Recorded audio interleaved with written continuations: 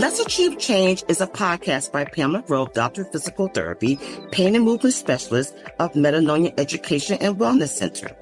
I propose to be that advocacy channel, making you aware, bringing the public more information on health and wellness topics, especially as it pertains to chronic pain and disabilities.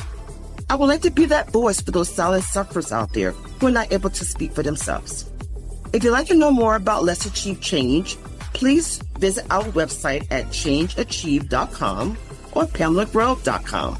If you'd like to be a speaker or you know someone else who wants to be a speaker, also visit the website and leave your email information and we will be in touch with you as soon as possible. Let's Achieve Change will air every 2 to 3 weeks, bringing you various topics on health and wellness and making the public more aware of issues that are not being discussed.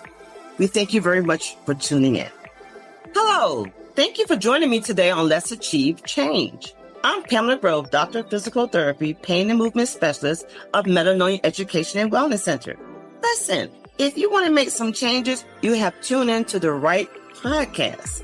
Now listen, don't forget to hit that notification button so that you can subscribe and you won't miss any future episodes on some changes you might want to make. Well, hello, everyone. Welcome back to Let's Achieve Change.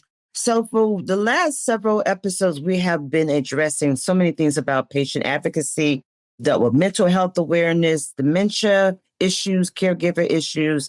And today I want to take a little bit of an aside, but we want to continue to address self-care because self-care is linked in almost all these episodes. And I want you to consider this question. How often have you done your wellness check with your physician or have you done a wellness check with your physician? So today we're going to have a special guest on today. Dr. Zerline Chambers Kersey is coming to the table as a seasoned OBGYN, but also she is bringing so much knowledge and wisdom to this interview. She comes with some topics that we really need to talk about. They're very sensitive topics that need to be talked about. And I'm so glad to have her aboard. But before I bring her on, I just want to venture a few things. You know, I looked at a lot of the studies, and the studies are all pretty much conclusive that the wellness checks are not being done for several reasons. It seems to be very prevalent among Americans, especially even those of the Gen Z and millennial ages as well, that they're not going to their wellness check. And sometimes they're thinking maybe it's because of a fear of the diagnoses. Sometimes it's just not having a physician, a primary care physician out there they feel that they can trust. Okay, it might be a time issue, but the studies are also pointing to the fact that lack of wellness care is showing increasing comorbidity. So it means that what that means is that we have people not getting diagnosed with cancers that could have been prevented. Early detection of cancers, early detections of diabetes and cardiovascular issues that become more prevalent and more intense and more severe, okay? So I want you to just take a little bit of time today and think, have I done my wellness check and why haven't I? Let's take some time to do some self-care, okay? Sometimes we have lack of information. We think that, well, it's not necessary to do our pap smears, our mammograms, our prostate exams, diabetes blood sugar checks. We think it's not necessary. Well, it is. Okay, it is. So I'm going to now bring on our guest today. I'm so happy to have her. And so give us a few minutes and we'll bring on Dr. Z. Well, I'm so excited today because I have a special guest on today. Her name is Dr. Chambers, but I will let her give a better introduction of her background and her level of expertise. So we're going to first, let her come on, and then we're going to dive into some great subjects, okay? So hi, Dr. Chambers. How are you today?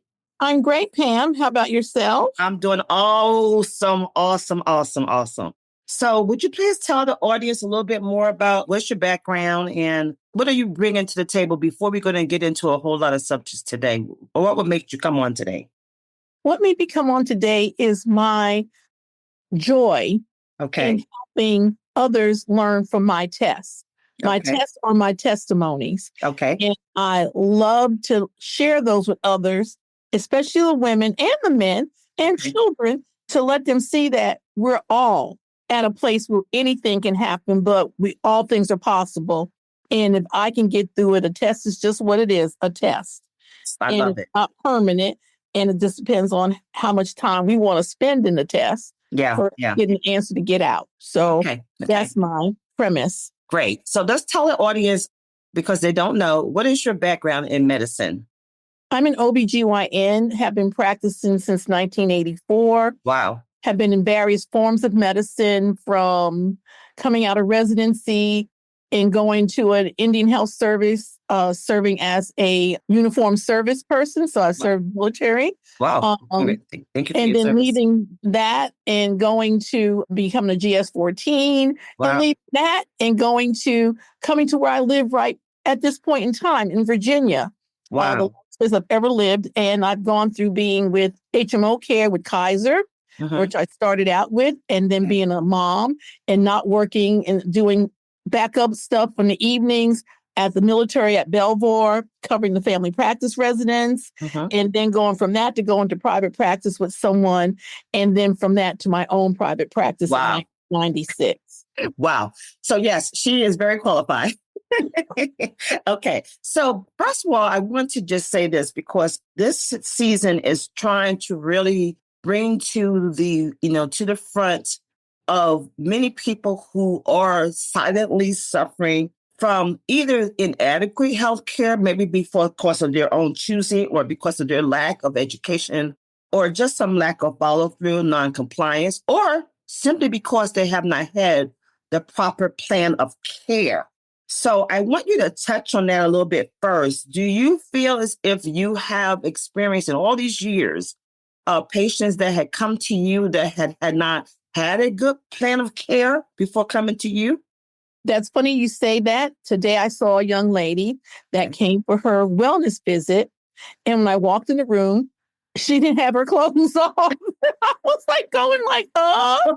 I said, oh, why aren't we getting ready? And then she proceeded to get ready to break down a little. And I touched her hands and said, it's okay, and then she proceeded to wind up have a counseling session. Wow. It turns out that she really didn't think highly of herself. Okay. Because others didn't think highly of her. Yeah. And she has access. She's just chosen not to utilize it. Okay. And as your promoter from last time on your last podcast spoke on, I always tell them, if you don't put in your oxygen mask first and you're not living, you're of no use to anybody, really. Yeah, exactly. Exactly.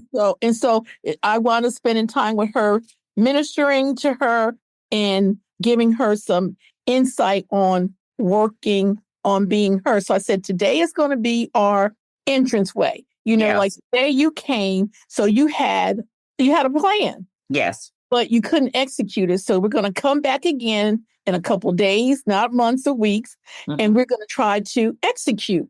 Okay. Okay. And so she made an appointment for surprisingly this week to come back. I thought she'd drag it out to execute. But, she just didn't, availability. But there is a lot when it's just not available or we don't know what is available. Okay. I'm a big resource for people. Last night, I need this rheumatologist. I need this. I need that. I need that. And I get excited when I can take and get good referrals and give people good referrals. Right. And that's very important, too, that, just don't give people a referral, interact with that referral. Let me just stop you right there, because this is a very good point I want to bring out, because I have been in a situation personally as well with my daughter has autoimmune disorders.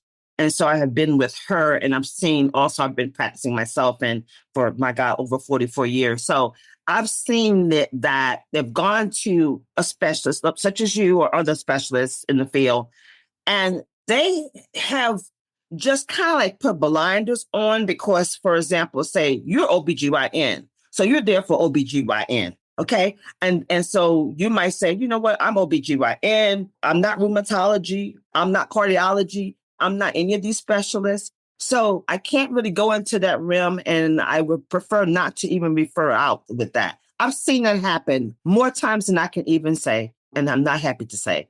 So to hear you say that you do that, I want to say thank you.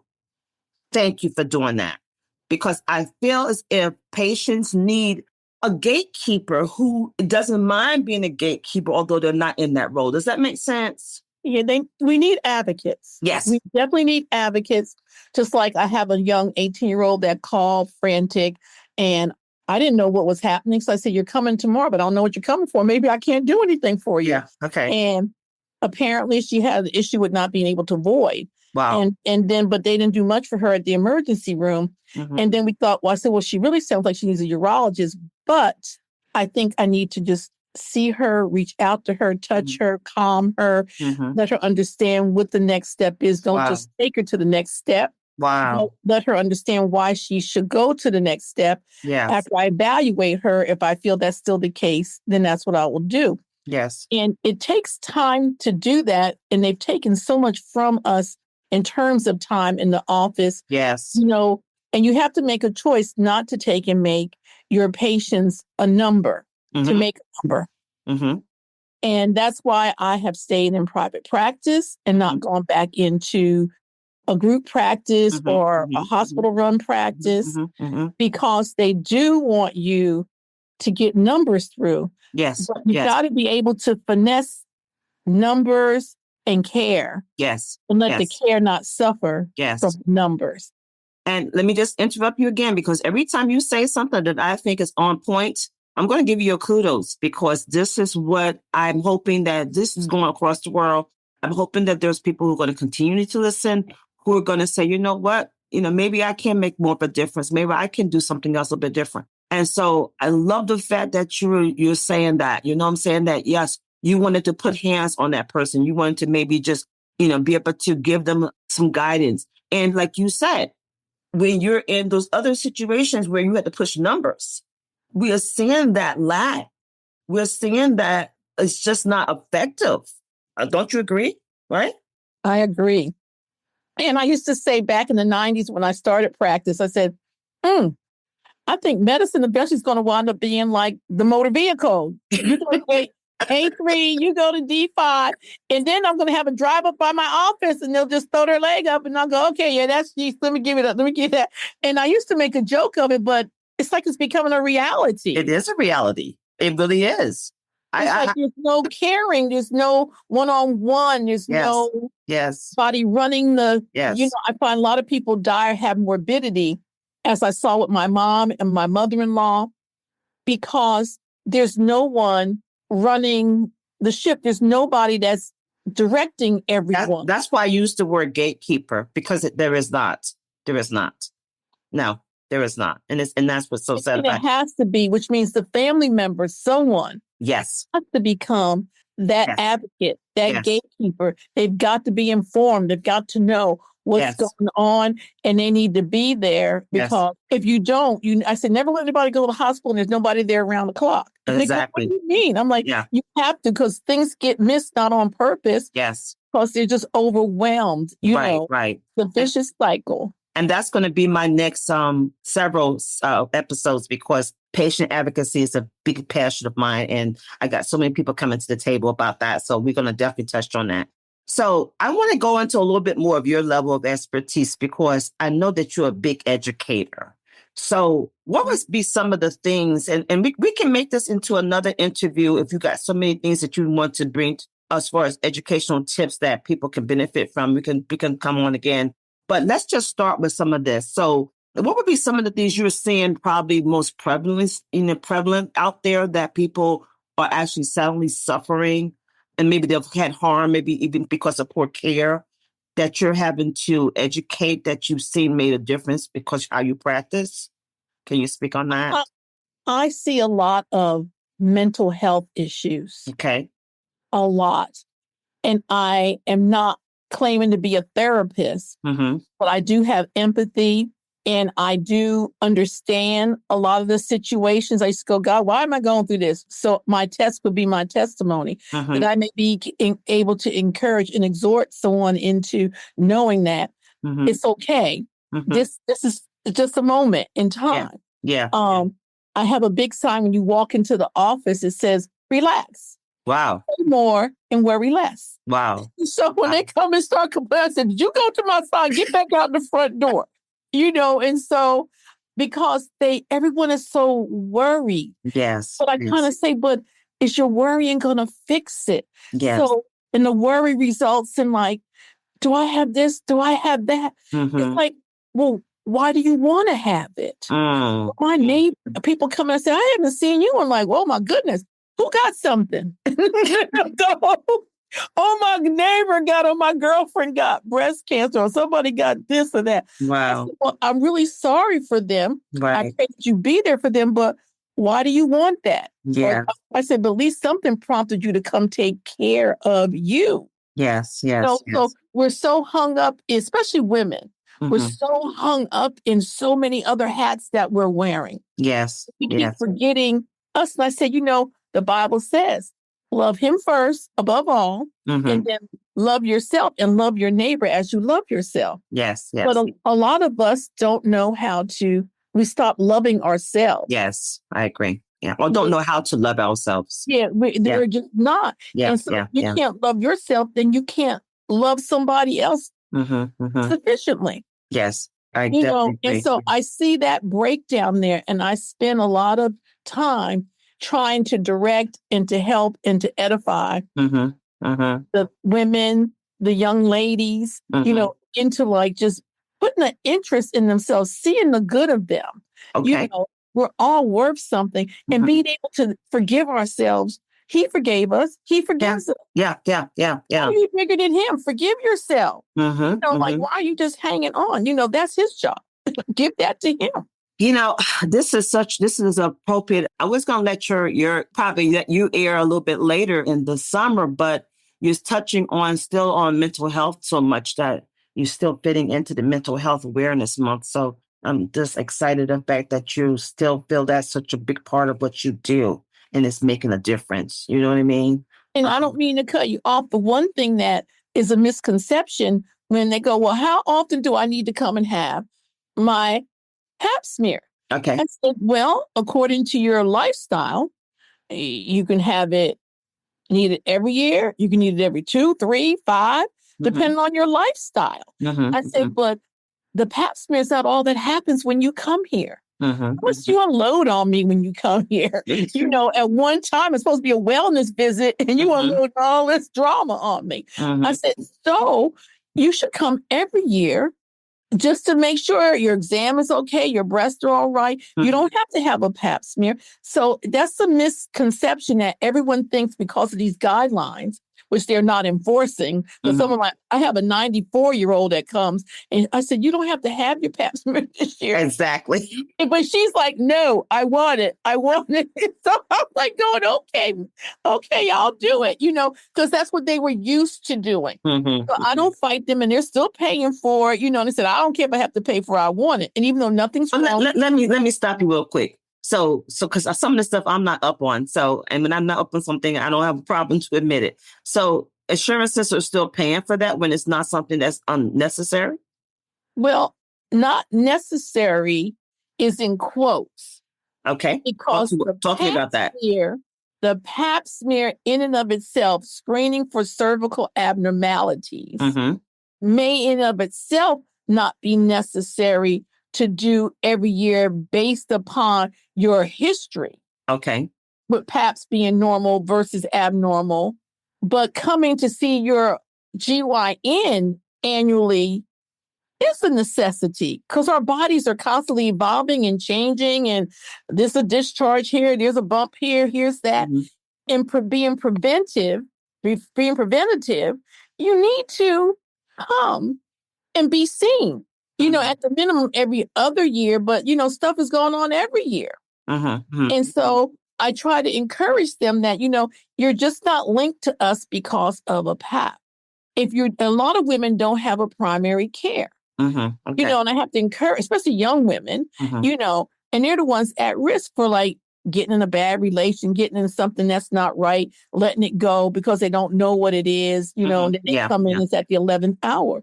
So I think that we don't do a good job when we talk about these pap smear schedules with separating them from your wellness annual GYN visit and not making it the only reason why you come. Okay. It's not the only reason why you come.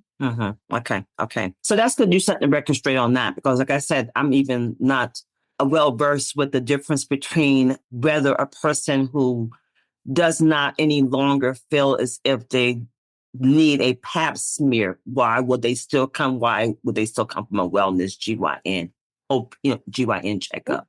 So if they have a primary care that they're seeing and doing their, but a lot of time I'll say, did your primary care check your breast? No. They listen to my chest and my heart. But so they're not doing that. I'm seeing a lot of young women, like in their 40s and late 30s, coming out with triple negative breast cancer. Wow. And unfortunately, one of mine, she died. By the time she came and I examined her and saw it, it was metastatic. Wow. And she was just 38. Wow. So cancer is no respect of a person at all, your age or anything. So not to cut you off. So you're saying that you see a lot that are coming in to even say that they're not even their breast being checked at all. Young, not, so they're, and if the primary cares would consistently do or know how to do, not just go squeezing around, that they know what they're feeling and they know what they're doing. I mean, I don't know how many thyroids I have found. They go, well, I just came from my primary care. Did he check your neck? No. Or did she? Wow. So I'm like going like thyroid nodules, a couple thyroid cancers, so it depends on the how thorough the provider is. And a lot of them are very thorough. A lot of them can do the pap smear even, so it's like if you at least have someone that's going to do a thorough exam on you, then you don't have to come to me for once every whatever. But if they're not doing a thorough exam, then you need to come and have another set of hands evaluate you. So what I'm going to say, because I want to make sure people are not getting misconstrued with information, what I'm going to come out and say, you tell me if I'm wrong for saying this, because I think it can be very confusing. We need to come out to say that of a person who goes for their wellness check on a regular annual basis, the bare minimum, they should be getting a breast exam done. They should be getting a thyroid check. These are things that need to be done. And if they see that that's not being done in their regular examination with their PCP for whatever reason, then they need to seek out further examination, either from an OBGYN or whatever. Is that what you need to say? Absolutely. Okay. Absolutely. Okay. All right. That's very important. I'm glad I'll be bringing this up. Anything else that we need to make sure that you see that's not being done and that you are noticing? We talked about the mental health part of it. We talked about the misunderstanding about what the wellness check is all about and how you make a difference in that area. Anything else specifically? Well, there's a disparity about after 65, I guess we go somewhere and dry up in a corner somewhere and we don't need anything anymore as women. I never hear any ages put on like, don't get your prostate checked, don't get this or that done. I never hear this age thing on them. But as we know now, women are living and have been living longer, and women in elder groups are dating. They're going on apps and they're meeting people. So it's like to make that statement. And then I have this grandma that's 84 come in and has cervical cancer, who always had a normal pap smear, but had bleeding all of a sudden and hadn't had it, to find that out and to think that she didn't come because she was over 65. Wow. Okay. But you have to realize if you're over 65, monogamous or celibate, and you don't have any expectation that anybody's doing anything, if you're monogamous, and if you're celibate, you don't have to worry, then, okay, the retrieval of something abnormal is going to be very, very, very low. But then again, would you want to be retrieved and find out you have something abnormal, even though you're in the less than 1% group? I mean, why should that be excluded? It doesn't take that much time to do these things, compared to your life. Let's stop again, because you keep bringing up a lot of good stuff, and I have to make sure this clearly said. So, and I don't have a problem saying it, so I'm going to come directly out to say it. So, over 65, and specifically if you are sexually active still and or have become more sexually active in your later life, definitely need to be getting checked, okay? Because your risk is higher for different types of diseases.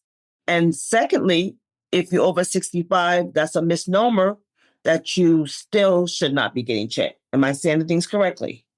I'm saying that correctly because you still have your breasts, you still have everything else that needs to be addressed. Mm-hmm. You have changes that are happening. Okay.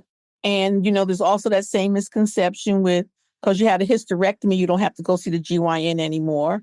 It's like your life is just not a pap smear. Mm-hmm. Mm-hmm. But they also need to explain that the cells that cause cervical cancer are the same cells that are in your vagina that can cause a vaginal cancer Mm-hmm. or a vulvar cancer as a result of it. And if you're going out dating with someone new in your life and you're 75, go get it.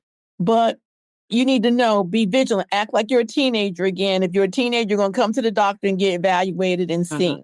Mm-hmm. Take care, be vigilant to take care of your health because you don't know who that person is, where they've been. Mm-hmm. And at that age, you're just happy and you don't probably care. That's so funny. But we care because you could be living, instead of being 86, you could be 96 or 106. So you're that vibrant at that age. Let's keep moving it. That's good information, especially if you're touching on about the hysterectomy too. That's another thing that I think we need to say again, because I know that for sure that's a misnomer, because I've been told that personally many, many times that if you've had a hysterectomy, then there's no need to be checked. So say that again, that statement you made about a hysterectomy and about the cells can still be cause for cancer. Repeat that, please. Yes. If you are still sexually active, especially in a new relationship, and you've had a hysterectomy and you're not sure about that other person, you could get you can get a vaginal, cancer. Okay. You can. Vaginal, vulvar, you can still get that. You can still catch the HPV virus. And what's good about it, if you're seeing a doctor like my one lady was, I said, Miss Burt, what's going on here? And she said, what do you mean? I said, you have a bunch of warts in your vagina. And then she goes, oh, girl, this is so-and-so. I said, okay. I said, you go, just before that, I said, you go and get the vaccine. She paid for the vaccine, came back a year later, her vagina was completely clear because she had never had anything before. Right. It was a new exposure. Right. And, right. And so I tell people, they only were going up to 26. Mm-hmm. Now they go up to 46. Wow. It's supposed to be any age. Wow. When they weren't doing young men, then they started doing young men. Wow. I mean, that vaccine has been out since came out of residency. Wow. In the 80s, but they didn't just bring it out to the 2000s. So all that to say is, if you just got a new exposure and you go get the vaccine, just like you get the herpes vaccine for shingles, and you get these other vaccines, if you get that vaccine and you've just been exposed, it can help your body to fight that and knock it off. And that vaccine is called the what now? It's the Gardasil. The Gardasil vaccine is the one that is for the HPV, the wart virus. Okay. So we want to make sure we say that more than one time, because I know people don't know this. So this is important. So that's why if I'm telling you to say it again, I want you to say it again, because people need to hear it. 46 years of age, you can get it. And the other misnomer is that they say, well, if you already have it, no need to get the vaccine. Not true. There's so many numbers of that virus, so many genotypes that the vaccine covers and can incite your body immune system to take and go against. So to limit your exposure to other ones that you can get. Wow. So, it's like divide and conquer. Yes. So why would you not get it if you have it? Some people, well, I had a positive and it came back. And they said, well, since I had already, no need to get the vaccine. I said, that is the biggest untruth I've ever heard. Wow. That doesn't even make common sense. Wow. Okay, we're going to go into another area. We're almost out of time, but we're going to go into another area. This is another big one. And you tell me whether you have a lot of experience with this. And I think you have, because we don't want to go into my personal history, but I know you're from the past. But anyway, pelvic pain. That's a big diagnosis out there and even men have pelvic pain. I see a lot of patients with pelvic pain that don't know where to go or how to approach that. Can you give us some insight on some of that, or whether you deal with that at all? I do. Okay, go ahead. My biggest friends have become the interventionists. The interventionists are the people that go in and do unclog the heart if it's clogged up, with cardiac catheterization. Okay. But they also are the ones that do embolizations for fibroids. Okay. Endometriosis, adenomyosis. Okay. pelvic congestion where you have varicosities in the vessels where the tube and the ovary are. They can embolize those areas now without you having to undergo a major surgery. Okay. Okay. So there's lots of sources. It can be from congestion, from pelvic varicosities, like varicose veins in your leg. Those pelvic vessels get engorged and thick and they throb. You can have adenomyosis, which is endometriosis in the muscle of the uterine wall. Okay. Which makes the uterus like this big spongy thing, and it just fills up with blood and it's so heavy. And you have a heavy cycle. You get pain going down the back of your calves, the back of your thigh. Wow. It's very, very painful and heavy. Cycles go with that. Endometriosis, it also is going to cause pain with cycles. So there's so many things it could be a mass. Right. It could be a fibroid. It could be an ovarian mass, so at the very least need to get like some studies done. For me, the base study is going to be an ultrasound. Okay. So I would get a sonogram of the pelvis. They would do a vaginal probe also in addition to the abdominal one. Okay. And depending on what they see, if they see nothing, then I may say, let's have you see the GI person. Okay. Okay. And or maybe do we need a CT scan or an MRI? Okay. Okay. So you have to go through, don't discount people's pain, which sometimes we do. It's like, Isa, I don't know what's happening. I had one young lady that came and she was having pain. It was so bad. And I was like, I did every test and I couldn't find it. So I said, please come into the office. Right. I like to get stuff done preemptively. So when you come, I got something to stand on and say, okay, this is what's going on. Exactly. And so I examined her, nothing. So I said, wait a minute. I said, where is the pain? She said, over here in her abdomen. So I went over to her abdomen and happened to be someone that's always getting massaged for pain. I touched the area where she had a spasm in her rectus abdominis muscle. And I hit it to her, that's it. Yeah. And it was very excruciating. So I put her on a muscle relaxant, had her take some ibuprofen, first applied cold to it. And I had her after about 72 hours, put heat. And she was like kicking in good because she had been, and I asked her, I said, what have you been doing? Well, she had been exercising. That's what I was going to say. It sounds like she was training. Suddenly stopped. Yeah, it sounds like she was training. Yeah. And suddenly stopped. So you got to ask those questions. People come with breast pain and I can't find something. Say, well, have you been doing gardening? Have you been cleaning the garage? You have to ask the question and not just kick it off like, oh, that's nothing. Yeah. You got to ask the question. So let's just sum up because we got about 3 minutes left. So the thing I'm getting from all this, and you tell me what I'm hitting it, because I think still we need to come back and get into another one here, is that if a person is having pain in any area that they're not being addressed by, especially in the area of the pelvis, because I want to say that a lot because I get this a lot, the pelvic pain. They need to be checked by another specialist. If it's not being checked by a primary care physician, they need to be going possibly to an OBGYN or GYN. Is that correct? If it's a female, yes. If it's a male, they may need urologist, gastroenterology. They need to just definitely be checked. You never know. Sometimes people present with a stone in their kidney, and it may be going down to the ureter, and they have pain. Sometimes they have hip degeneration, and that's going to sometimes look like it's in their pelvis. So they need to get evaluated till you've done everything you can to exhaust the source of the pain. Right. So good. Well, what do you want to end with today? We have to end it with something. What do we want to make sure that we have to summing up today? I want everyone to love themselves. Okay. And loving yourself means taking care of you so that you can love the ones that you do love and be here to love them. Okay. To use wisdom.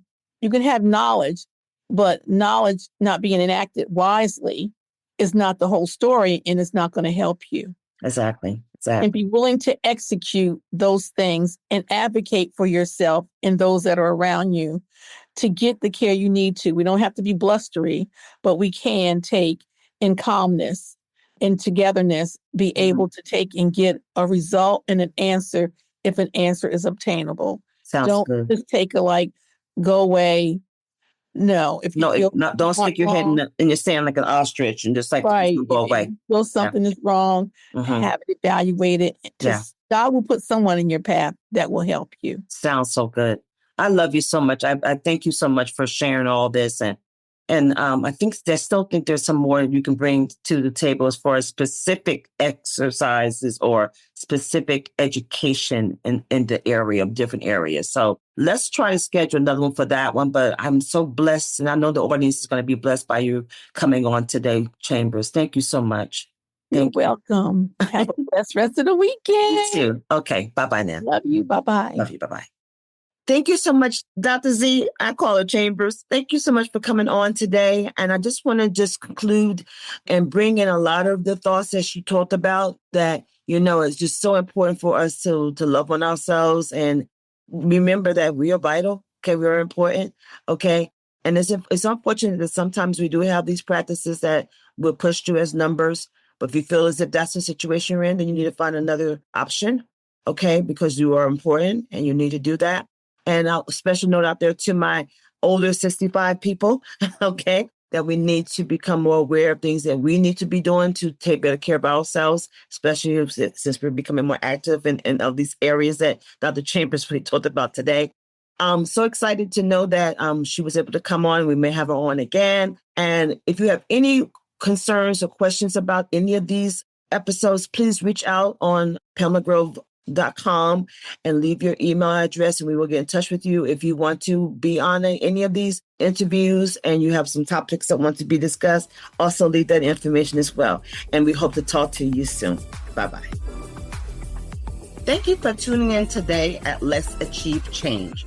Don't forget to like, share, and subscribe. You will find out more about Metanoia Education and Wellness Center on our website at changeachieve.com. We welcome your questions and your feedback. Please feel free to fill out the form on the website and we will contact you directly. I pray that you prosper and be in good health, even as your soul prospers. Remember, it's all about the change. Thank you.